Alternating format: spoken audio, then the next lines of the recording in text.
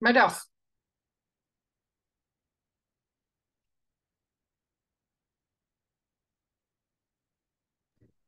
Hi, goedemiddag. Hoe gaan dit? Goed en met jou? Dankie. My naam is Estel.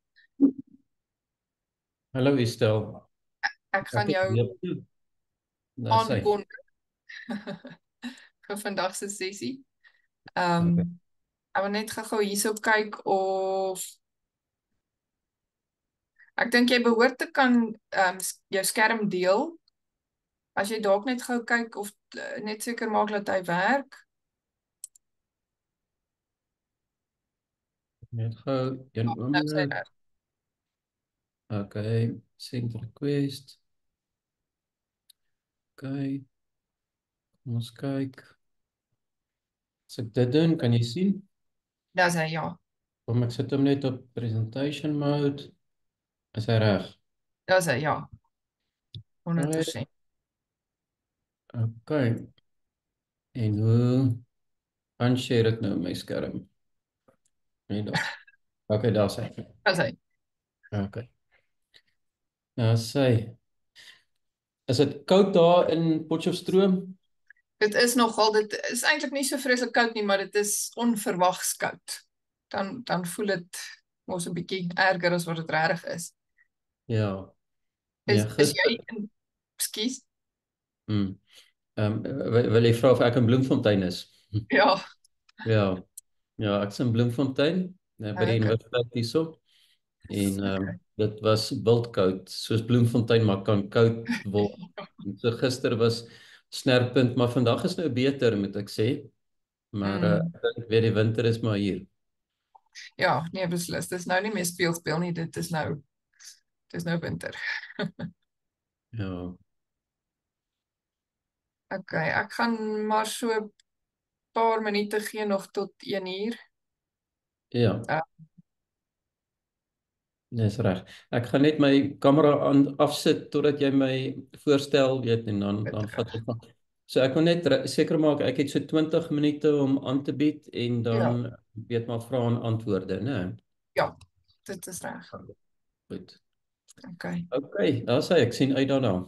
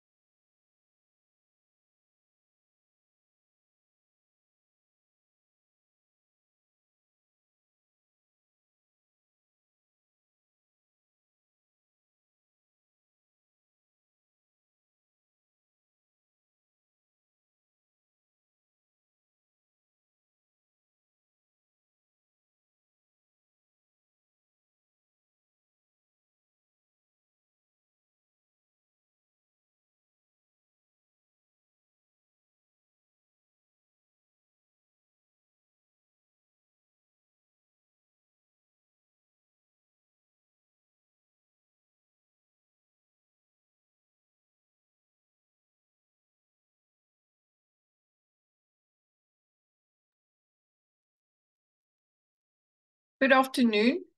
My name is Estelle, and welcome to this edition of our GenWell presentations. Today we have Dr. Wal from the University of the Free State, and he will be talking to us about cognitive skills and how that can enhance your well-being. So like always, we are recording this session and it will be available afterwards. We're going to listen to Dr. Wal's presentation, and at the end, he will also be available for questions.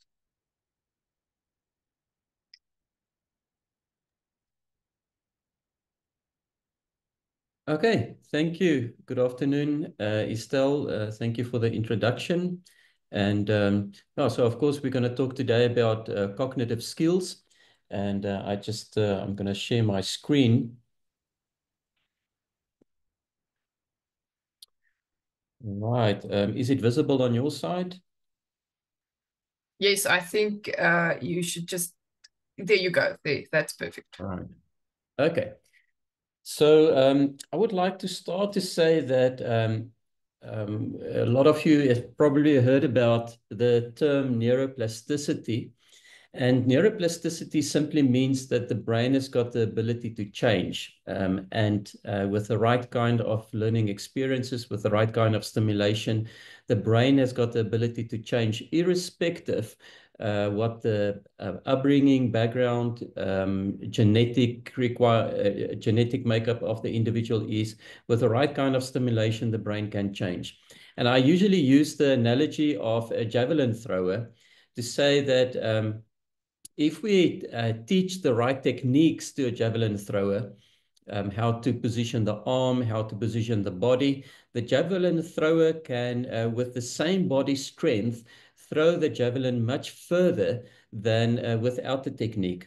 Now, in the very same way, we can teach the brain thinking strategies and thinking skills. And that means that we can develop the brain to perform much better, to solve problems much quicker, more complex problems. And oftentimes people don't know that. People don't know that we can train the brain with the right kind of thinking strategies and thinking techniques. And this is what cognitive education is all about. And this is the field that, the academic field that I am working in. So I'm going to start with the exercise, just to give you an experience of how this could work and how it could enhance your cognitive potential. So I'm going to ask you if you would be willing just to take out a blank piece of paper and a pen or a pencil, okay? And what I'm going to do is I'm going to show you what we call a complex figure. And I'm going to give you some time just to look at the figure. Don't cheat. Don't write anything down. Just look at the figure. And from memory, I just want you to recall as many of the detail as possible. All right. Now, let me just say before the time, this is a complex figure. You will most probably not be able to remember all the details, but try to remember as many detail as possible. All right. So are you ready? Okay. Here we go.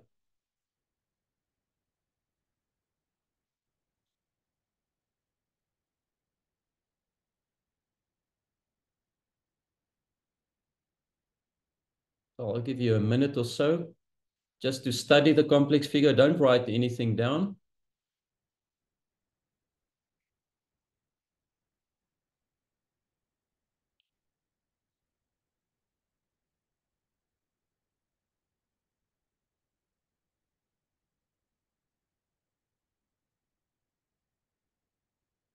All right. So don't write anything down. Just study the complex figure.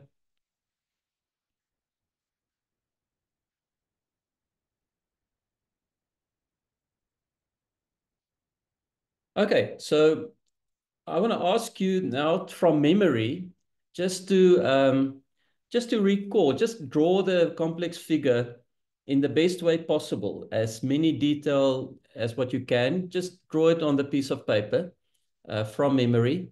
I'm going to give you a minute or so to do that.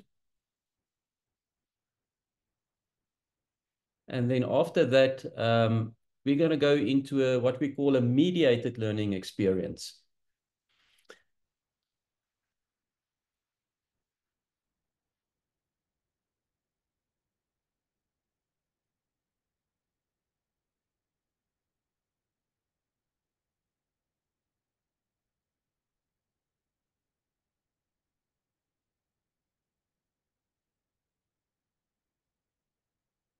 Okay, so it's a bit difficult to engage. Usually it's much easier when one has got a face-to-face interaction, but hopefully you managed to call from memory some of the detail of the complex figure. So what I'm going to do now is I'm going to show you some strategies how to remember the complex figure. And my purpose in doing this is to give you an experience of what the power of mediation could be to remember much more detail and to capture much more detail from your brain, and even if it's complex. All right, so what I want you to do is, let me just ask you the question. Can you see my cursor when I move it over the screen? Yes. Okay. We can. Right, so I just want you to follow the cursor, and I want you to see that at the base of this complex figure, there is a big rectangle, right? And if we remember the big rectangle, we've got the basic figure already identified, right? Then I want you to see that we can divide the big rectangle with two diagonal lines, right? Two diagonal lines. And this is important because it will give us a midpoint, right? But the rectangle is not only divided by two diagonal lines, it's also divided by a horizontal line that stretches from the left of the rectangle to the right of the rectangle, and it extends a little bit more. All right, and then there's a vertical line that extends from the bottom through the midline, stretching upwards, and it extends a little bit on top of the complex figure. So now we've got a rectangle that are divided by two diagonal lines, a horizontal line that extends to the right, and a vertical line that starts from underneath the big rectangle, going through the midline and extending upwards. Right, so now let's look at other big geometrical figures before we fill the detail in. So you will see that on the outside of the rectangle, there are three geometrical figures. A triangle, one triangle on top of the rectangle, then a second triangle on the left-hand side of the left-hand side of the rectangle, and a small little square at the bottom of the rectangle. So if you've got that, you've got a big rectangle, just to repeat, two diagonal lines dividing the big rectangle, a horizontal line stretching to the right of the rectangle, and then a vertical line from underneath the rectangle through the midpoint going upwards. And then we've got three geometrical figures on the outside, one triangle on top, one triangle, big triangle to the right-hand side of the rectangle, big rectangle, and one square at the bottom. So now we start to fill in the detail. We've got now the big geometrical figures figured out, and now we can start with filling in the detail. So let's start with the inside of the rectangle, and we will start like clockwise, like a clock. We will start in the top left triangle inside, and we're going to fill in the detail. Because this is the first inside triangle, I just draw one vertical line, that's the detail. Moving to the next quadrant, I draw a circle with three dots in it. Then I move to the next section, and there are five small lines perpendicular to the diagonal line. Five small lines like the number of fingers on your hand, 5. You skip one quadrant, and then you draw a smaller rectangle spanning over the two quadrants. Can you see the small rectangle? All right, it touches diagonal line, the two diagonal lines, and it's connected to the left-hand side of the big rectangle. The smaller rectangle is also divided by two diagonal lines, like the big rectangle. And on top of it, to finish it off, there's one vertical line. And then moving on to the last quadrant, there are then four horizontal lines, 1, 2, 3, 4. Here you've got 5 small lines. Here you've got four horizontal lines. Okay, now we're done with the inside of the big rectangle. And now we move to the outside. So we know we've got the 3 geometrical figures. In the first geometrical figure, the triangle, there's nothing, no detail. In the second triangle, there's one vertical line that that crosses the horizontal line, and a small little diamond on the tip of the triangle.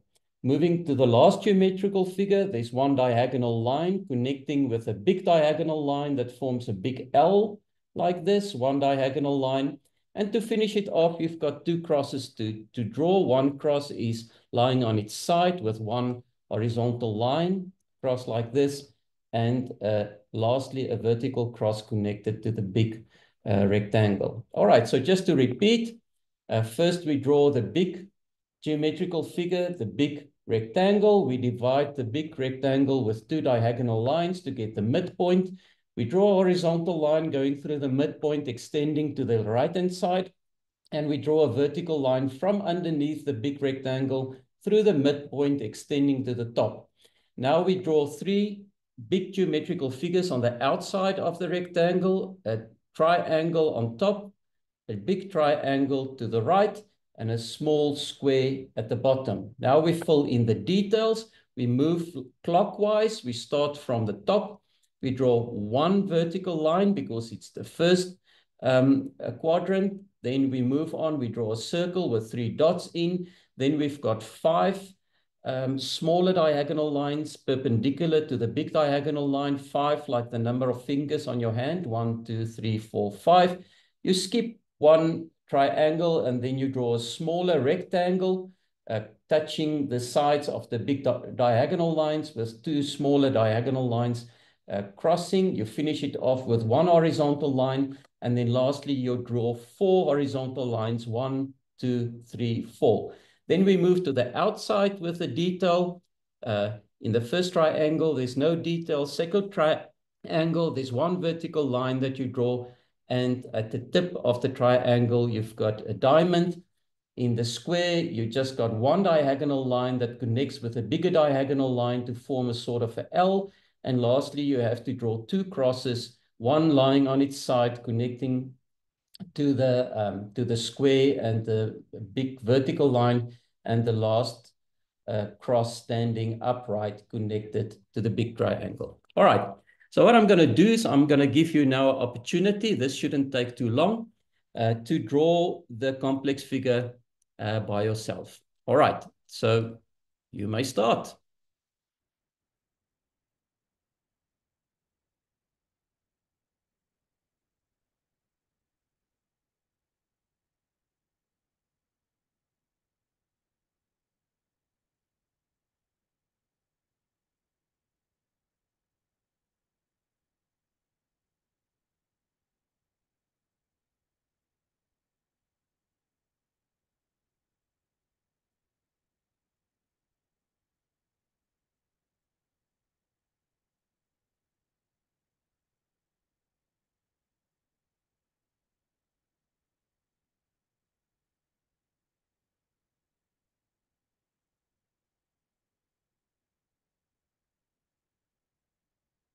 And usually this takes about a minute or so. So I'm just going to give you 30 more seconds and then we'll move on.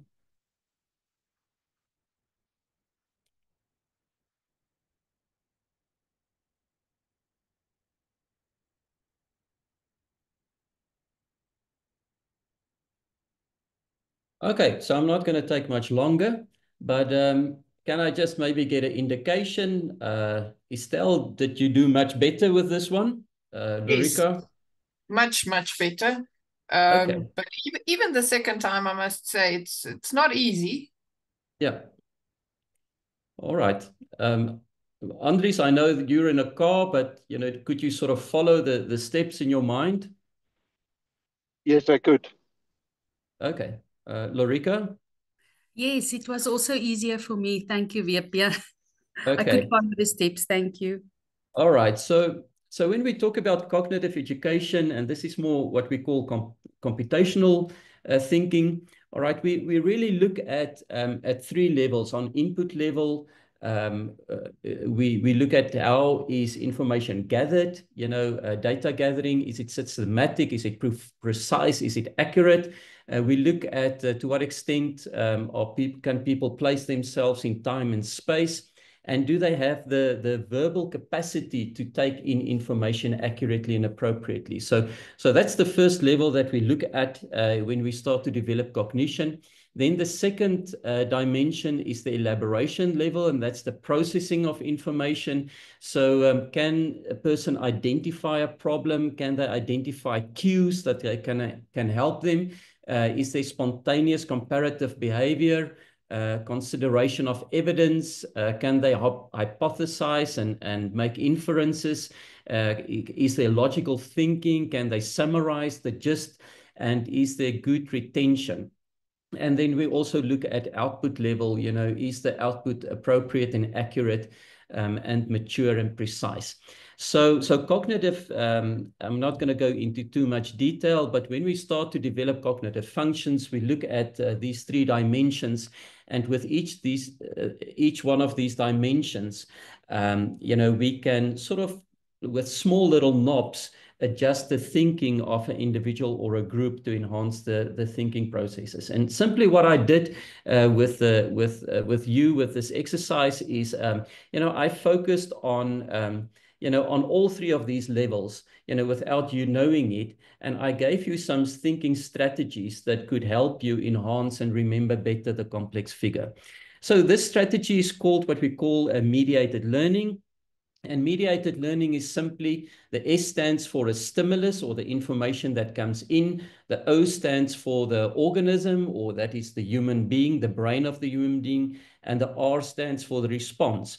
And what we do, we place a human mediator between taking in information and processing information and the response on the other side. So the green arrows indicate a direct exposure to learning or to an environment. That's the first complex figure that I showed you, where you had to remember it yourself.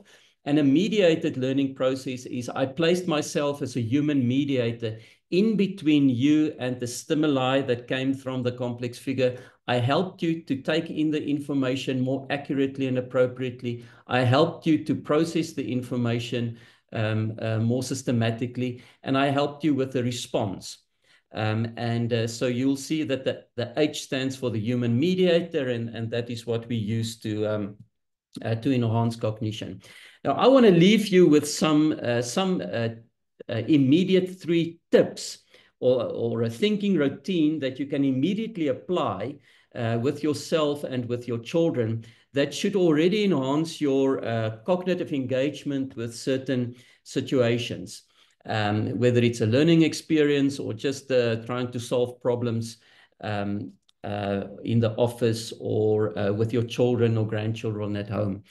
And so I'm going to share with you a very basic thinking routine. And I'm applying this in my own life. I've applied this very successfully with my children.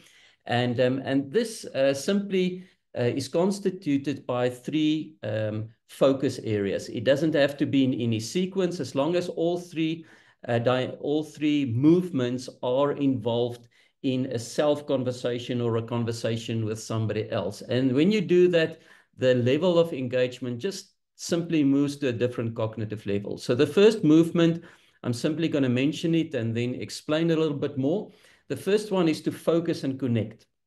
All right. The second one is to bridge. And the third one is to unlock. And I've tried to identify certain keywords that you can just remember: focus and connect, 1, bridge 2, unlock 3. And if you involve all 3 movements in a self-conversation or a conversation with your child, it will definitely enhance cognition.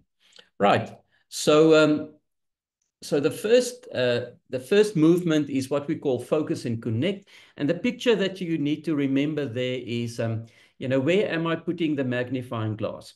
It's a fallacy. We can't multitask. The brain does not have the ability to multitask. You simply switch attention very quickly from one focus area to another focus area. And so in our conversations, it's important, or in our self-conversation, to ask the question, you know, what is it that I want to bring in focus, you know? And you need to do that with the intention that there's always a connection with your child. So a good example, mothers do this very naturally. A mother is walking in the garden. She sees a beautiful flower. She wants a child to experience the beauty of the flower, and she wants to teach her something. And she bends over and she looks at the flower and she says, she smells the flower and she says, "Oh, wow, this is amazing." And what does the child do? The child immediately focuses on that one specific foci stimulus in the environment. That brings a focus, and he or she metaphorically takes the mother's hand in the learning process, and the little child also bends over and she looks at the flower and she smells the flower. That is what needs to happen in each and every learning experience or informal engagement with your child. Ask yourself, what do I want the child, or what do I want myself to see or experience or hear or smell right now? And put a metaphorically magnifying glass there to focus the attention on that specific stimuli in the environment. And you can do that in various ways. I can, for example, say, you know, I want you to focus more attention to what I'm saying, and therefore I'm speaking more softly and in a staccato way. So just by changing the tone of my voice, I focus your attention on what I'm saying. And I'm doing this until I know the other person is connecting with me, the other person is taking my hand in the learning process. So there has to be a reciprocity, a response, an indication that this person is engaging in the conversation. This child is getting involved in the conversation. So that's the first movement, right? And there's you know, some words that you can use. You can you know, take what you want them to see or hear or taste or smell, and you can say, I want you to see this, I want you to hear this, I want you to taste this, smell this, or experience this. Therefore, I'm saying it out loud, or therefore I'm bending forward and I'm smelling it, or therefore I'm taking you on this trip. Simply keeping quiet about your intention, what you want them to learn or focus on, is not going to help the process. You have to make the implicit intention explicit, but through your body posture, your voice, your tone, and what you say. All right. So that's the first tip. The second tip is then to bridge the experience. All right. And what we do here is, you know, we have to build a bridge, a metaphorical bridge from the here and the now learning experience.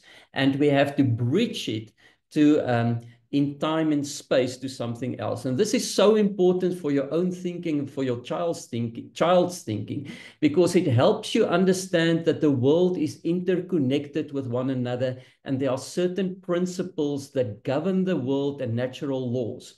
All right, so you have to take the immediate experience and bridge it to in time and space. And how we do that, we first of all ask the question, how can we formulate a rule or a concept or a principle from this experience?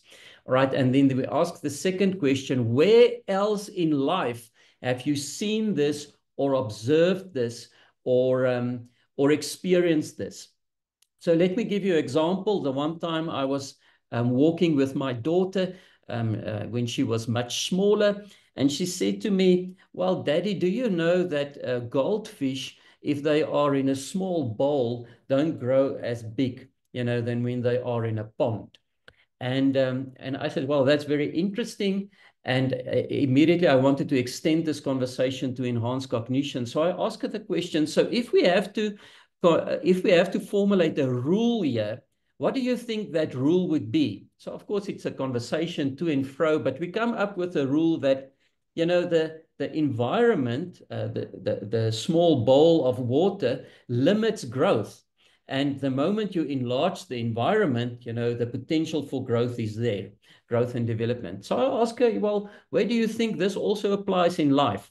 So the conversation carries on, and we do together discover, well, it works like this in the business world. If you've got a small shop in a small town, right, the potential for growth of that business is very small. It's limited by the environment. But if you've got a business in a larger city, you know, or a big country like the United States, the potential for growth is much more because the growth is influenced by the environment. So that's a very simple example of you know, what you can do in very casual conversations. And I do this with self-talk with myself as well, to ask, well, you know, what is the core concept or the core principle or the core rule that I can identify from this experience? And where else in life have I seen this rule or concept also operate?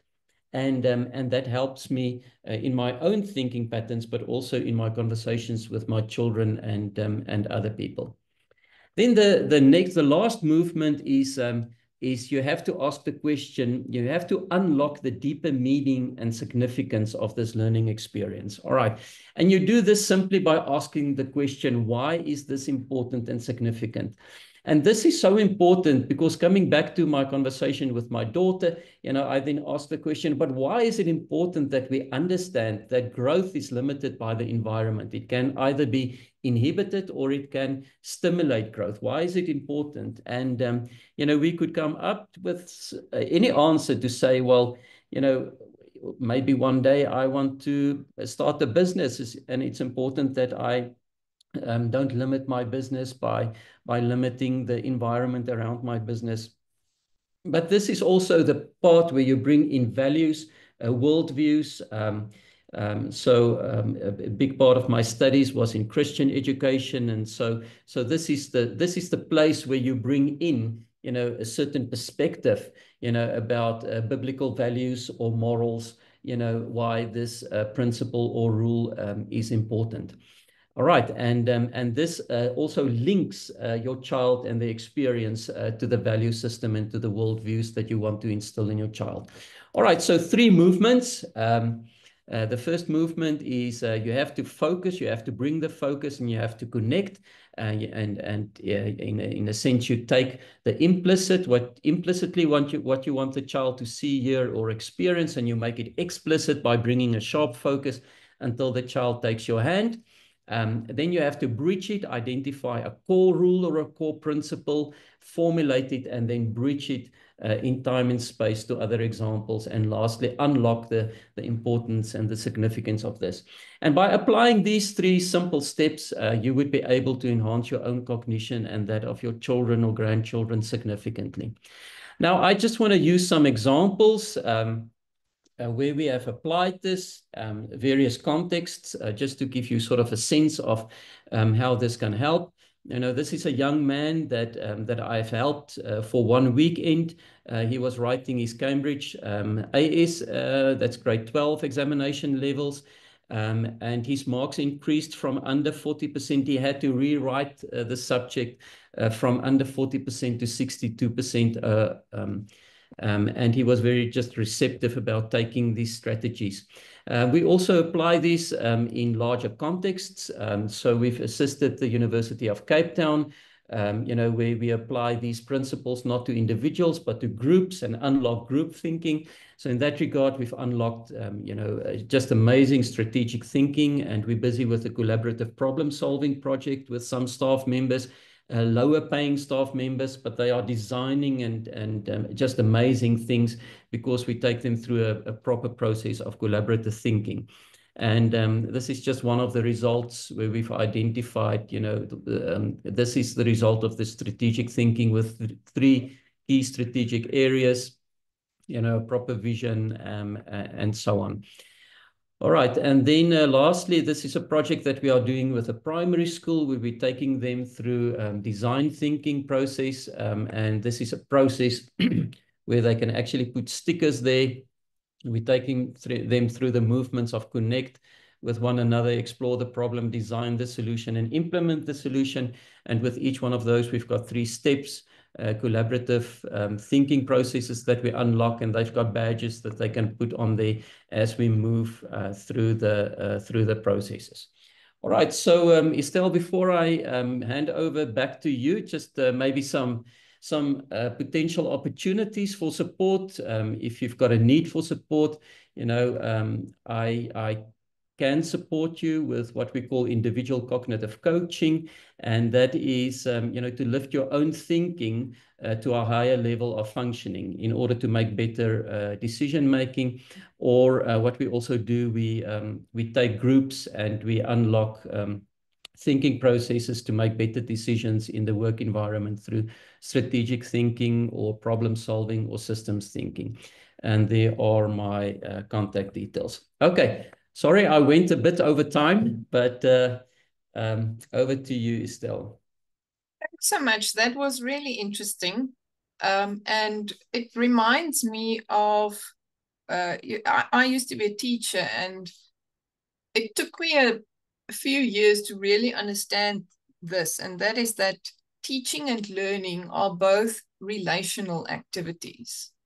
And I think the very positive thing that it makes me think of now is the fact that we are also scared that robots are going to take over and we won't have jobs anymore. But I think this is a very, very good explanation of why a robot will never be able to do this. Because children, but not just children, everybody learns better when they have interaction with another person. Yeah, absolutely. So, of course, at the university where I'm working, we've got many conversations about artificial intelligence and how to position artificial intelligence in the learning and teaching space. And there are very, very strong views on both sides. I do think artificial intelligence can enhance thinking if you use it in the right way. But if you use it in the wrong way, I think the big danger is that you split consciousness from intelligence, right? Yes. And that's extremely dangerous, for the cognitive development of the human race. So I think we have to think seriously as educators and cognitive scientists about the use of AI, that it does not diminish the cognitive functions of future generations. Yes, absolutely. I don't know if anybody else has any questions.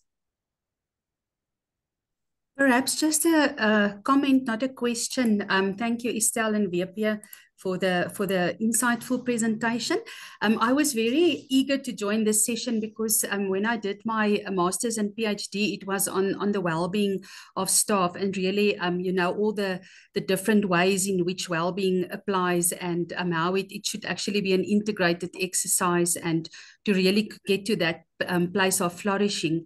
And now that you presented, Wiepie, I was just reminded about the importance of our thinking in this whole process of being well. And I have a daughter at University of the Free State this year, first year, and I've also seen that she struggles sometimes with just really concentrating or to really focus on what is important. So I think this is really a valuable exercise, and that individual cognitive thinking to really stimulate that this is really helpful. Thank you so much.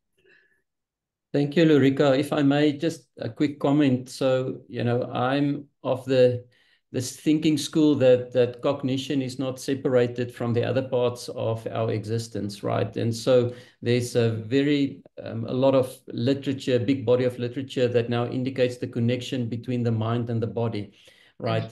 And so I think, if you change cognition, it has got an effect on the emotional side. In actual fact, Reuven Feuerstein says that cognition and emotion are two sides of one translucent coin, and they influence one another continuously, and that's what I believe. But now the body also comes in. So I think, cognition and emotion and the body, continuously influence one another in ways that we do not even understand yet from the science. And so, so speaking about well-being, I do think if one changes cognition, it will have an effect, on the other aspects of the human as well. Yeah. It's very Absolutely. exciting. Sorry, Lorica. It's very exciting for me to think about this and about how much is there still to be discovered about this topic. If you think about the advances that's been made in the past few decades in neuroscience, and yeah, what you just said, it reminds me of the question that was asked, can the mind change the brain? And it seems like it can.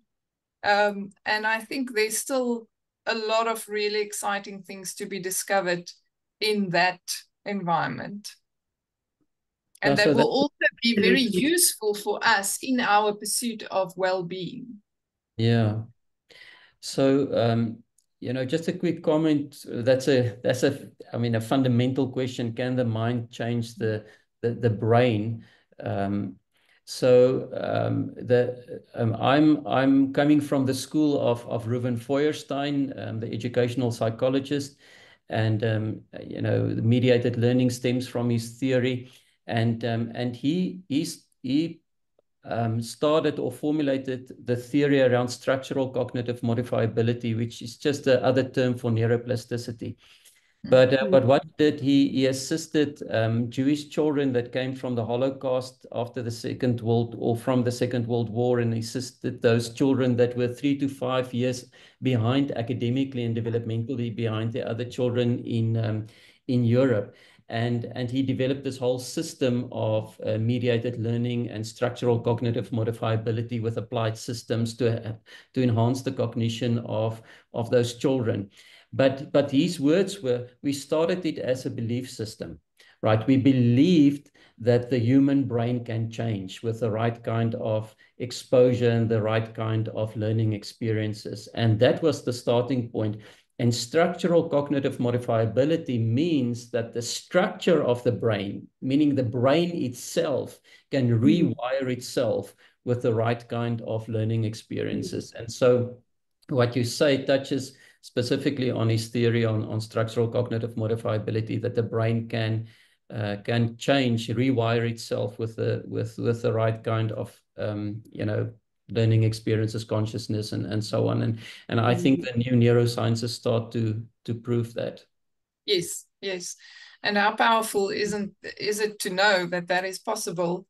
And it's good to be reminded of that, because you carry on with life every day. We're all on autopilot, and it's good to every now and again just to be reminded of the power that you really have in your own life. Yeah. Thank you so much for the presentation. I want to ask you if you can please show us that complex structure again, because I need to know what I forgot. Because I know I forgot some details. All right. Okay, there you go. Oh, I actually did quite well the second time around. Okay. And so by the way, this is one of the tests that we use in what we call the learning propensity assessment device. So this is an alternative to IQ tests. We measure learning potential, and so there are various tests, but this is one of the tests that we use to just to identify where are the potential for growth and to help even normal functioning individuals to go to a next level of cognition. So yeah. Very interesting. Thank you so much for your presentation and sharing your insights with us. I think everybody enjoyed it a lot, and it gave us something to think about. Thank you so much. Keep well and be blessed. Bye-bye. Thank you. Bye. Thank you, everyone. Vipia. Thank you. Bye-bye.